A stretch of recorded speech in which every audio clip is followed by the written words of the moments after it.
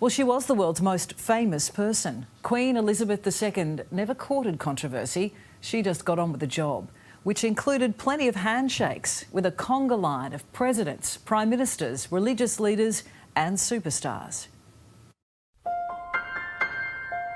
As a young girl tossing stones into a pond, young Princess Elizabeth could not possibly have imagined where life as Queen of the Realm would lead her. Born into privilege, and with that came a very public upbringing. I declare before you all that my whole life, whether it be long or short, shall be devoted to your service and to the service of our great imperial family to which we all belong. Virtually from the moment she could walk, tottering through the corridors of the royal palaces and castles, the young princess, who was to become queen, charmed everyone. But after her coronation in 1953, at the age of 25, Queen Elizabeth II quickly learned that the meet and greet was a part of life. Trying to imagine how many hands Her Majesty shook during her reign is mind-boggling, to say the least. It was a social calendar no one could match. From her first British Prime Minister, Winston Churchill, who she first met when she was just 2, to director Alfred Hitchcock, the Queen of Hollywood, Marilyn Monroe, and the first man on the moon, Neil Armstrong. World leaders the world over: Yugoslav dictator Tito, France's Charles de Gaulle, Romania's Nicolae Ceausescu, South Africa's Nelson Mandela, Saudi's King Abdullah, India's Indira Gandhi, Zimbabwe's Robert Mugabe, Russia's Mikhail Gorbachev and Vladimir Putin, and China's Xi Jinping.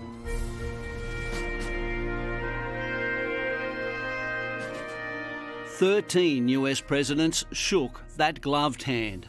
Harry S. Truman, Dwight D. Eisenhower, JFK, Richard Nixon, Gerald Ford, Jimmy Carter, Ronald Reagan, George Bush, Bill Clinton, George W. Bush, and the latest, Joe Biden. Then there was the infamous faux pas, Barack Obama bungling an official toast, while wife Michelle dared to place her arm around the monarch. It must have been something American, Donald Trump breaking protocol by walking in front of Her Majesty. Queen Elizabeth II also shared pleasantries with 4 popes: Pope John the 23rd, Pope John Paul II, Pope Benedict, Pope Francis. Her celebrity photo album was literally unmatched. Let's take what can't possibly be a brief look. Stars of stage, screen and sport: Jimmy Stewart, Bob Hope, Ava Gardner, Peter O'Toole, Bridget Bardot, Woody Allen, Sally Field, Old Blue Eyes Frank Sinatra, Jane Mansfield, Mickey Rooney, David Beckham, Rowan Atkinson, Helen Mirren, Christopher Lee, Angelina Jolie. And just stars in their own right: Bill Gates, Jamie Oliver, Anna Wintour, J.K. Rowling, Yoko Ono.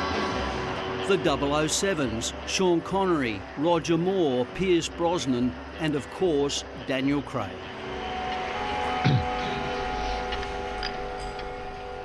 Good evening, Mr. Bond. Good evening, Your Majesty. Rockers: the Beatles, naturally, Barbra Streisand, the Jackson 5, Sir Elton John, Sir Cliff Richard, Shirley Bassey, Sir Tom Jones, Sir Paul McCartney, Rod Stewart, Madonna, Lady Gaga, the Spice Girls, One Direction, J-Lo.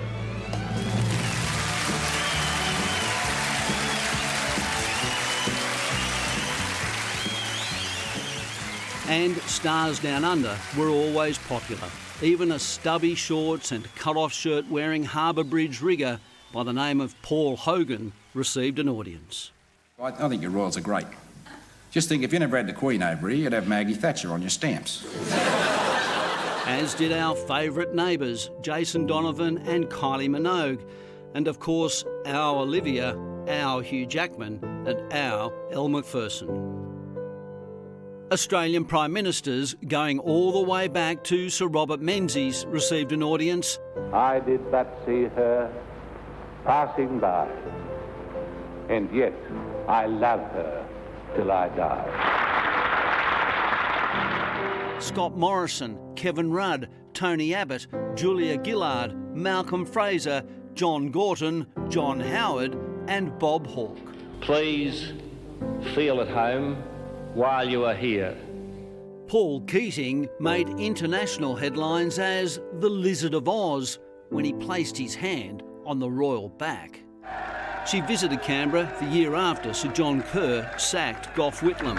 Well, may we say, God save the Queen. Because nothing will save the Governor-General. But away from the hoi polloi, the Queen always had time for her subjects, the people of the Commonwealth, the common folk. On a trip to outback Australia, the young monarch quickly learned the great Aussie salute, adopting what became known as the walkabout during her 16 trips down under. It was a life lived to the fullest, generously shared with so many, if only briefly. Her last official handshake, no doubt, with the UK's new Prime Minister Liz Truss just days ago. In a way, I suppose, we were all graced with an audience with the Queen.